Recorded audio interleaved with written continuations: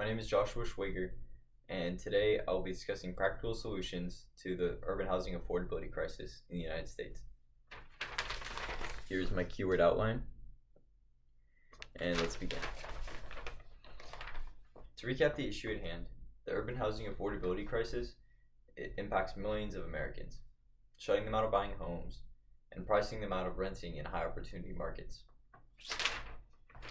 To provide a statistic from the Harvard Joint Center for Housing Studies, many, if not all, of our major cities have reached home price to average income ratios of above 5.0, well above the 3.0 considered threshold for affordability.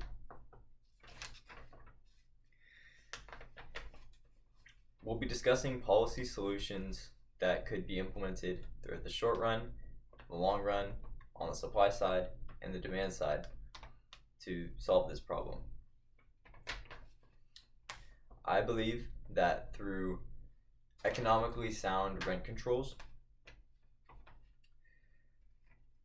effective rezonings, and proper infrastructure and housing investments, this problem can be solved over time.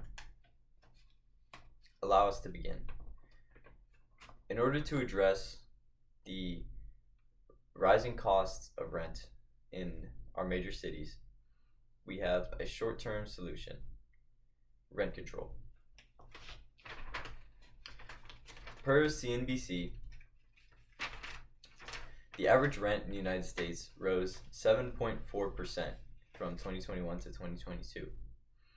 This increase highlights a greater problem throughout the country, especially in our urban cities. For the majority of this speech, we will be using New York City to provide a cohesive example of the state of this problem in one of our largest city centers. Rent controls serve to provide price stability in markets where rent is increasing faster than incomes can keep up with it.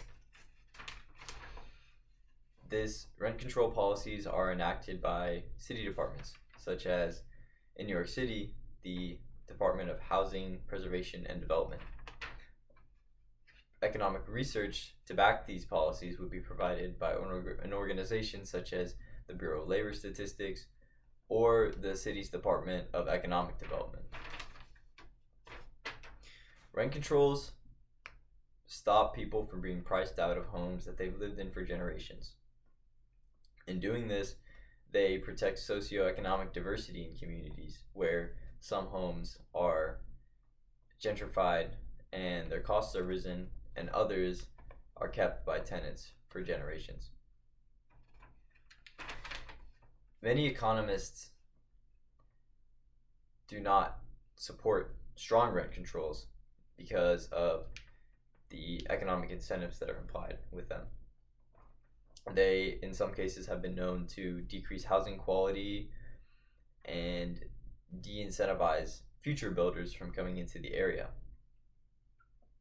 This is because of the known cap on profitability that strong rent controls put on properties, de-incentivizing investment, whereas other opportunities such as stocks or bonds provide a more appealing and steady return.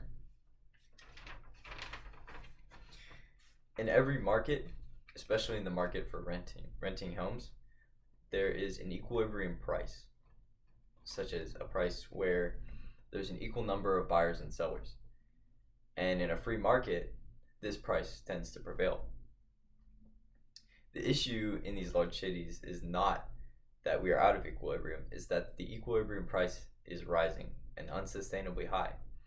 This is due to increasing demand from wanting to be in these centers of economic opportunity, coupled with a lackluster increase in supply that must be stepped up if we are still to have any sense of socioeconomic diversity in these city centers. As a result of this, rent control must be a function of the renter's income, the home's value, and the operational costs associated with the property in order to not create economic shortfalls, but promote price stability in these communities. Now, addressing the demand side, we now move to a short to long-term solution for the supply side, and that lies in effective property rezonings. Rezonings utilize the current properties and spaces within the city that are no longer productive in their original purpose. These include manufacturing facilities, food production facilities, commercial buildings no longer being used, large parking facilities in places where transportation has been established, that sort of thing. Rezoning policies are controlled by cities, enacted by, in New York City, the Housing Preservation Development Department, as well as Economic Development Department. Again, staying specific to the city, in a report by Eric Kober of the Manhattan Institute, he provided explicit detail on 6 different neighborhoods throughout New York City where extensive housing supply could be provided through rezonings. In this, he cited, again, manufacturing facilities and commercial buildings that are no longer being used, as well as regulatory shortfalls provided by large parking facilities where transit has been established and these required parking spaces are no longer needed. He also cites the missed opportunity in that many of these facilities have proximity to established public transit, providing a perfect location for new, affordable, and private housing to be constructed. Rezonings can, when done at scale, help provide supply to the housing market in ample amounts. And this has been seen in several areas in Manhattan, specifically with historical names such as the Meatpacking District and now more newly the Financial District. The meatpacking industry moved away from New York City long ago, whenever manufacturing took its downturn. But now, more recently, many big financial institutions have moved from the Wall Street area over to Midtown. What this has done is it's created a shift in those communities, and those buildings have been repurposed into housing, creating vibrant communities and bringing lots of new investment in. But to truly address the problem, real progress must be made in long-term investment. This comes through infrastructure and developing affordable and private housing in the areas surrounding the city. What this does is it increases supply in the long run and further develops the city. This would be provided to the private sector through subsidies and tax credits, and the public by the construction of more affordable housing. This would help to offset the economic shortfalls of rent controls and provide a further economic incentive to develop these areas. This would be enacted by city departments such as the Department of Finance to provide the capital for this, as well as the Department of Economic Development, and then joint efforts from Housing Preservation Development and the Metropolitan Transportation Association.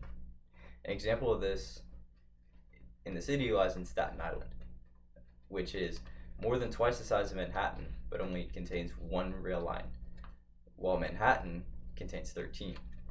This is according to land surveys from Baruch College, as well as the Metropolitan Transportation Association. In conclusion, through effective rezoning and rent controls and long-term policy investment, all combined, the price stability can be achieved in the short run and the supply can be increased in the long run, thus lowering the equilibrium price and allowing many people to take advantage of our opportunistic cities. Thank you.